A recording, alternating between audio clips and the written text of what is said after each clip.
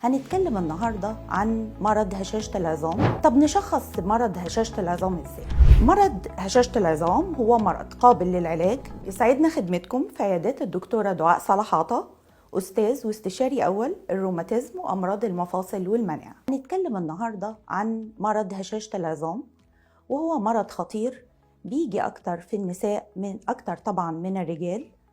وبالنسبة لهشاشة العظام، من الأسباب المتعارف عليها هي تقدم السن، وبالذات عند المرأة لانقطاع الدورة الشهرية ونقص هرمون الأستروجين، وبعض الأسباب المرضية زي مرض الروماتويد المفصلي أو الناس اللي بيستخدموا مدة طويلة بعض الأدوية زي أدوية الكورتيزون.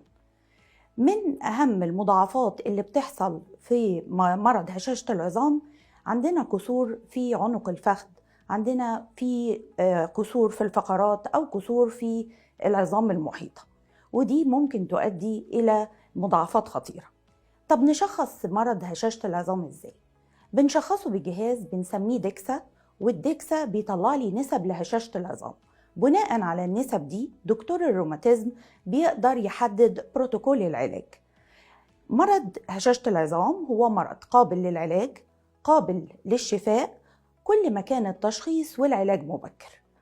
طبعا يسعدنا خدمتكم في عيادات الدكتورة دعاء صلاح عطا للروماتيزم والمفاصل والمناعة.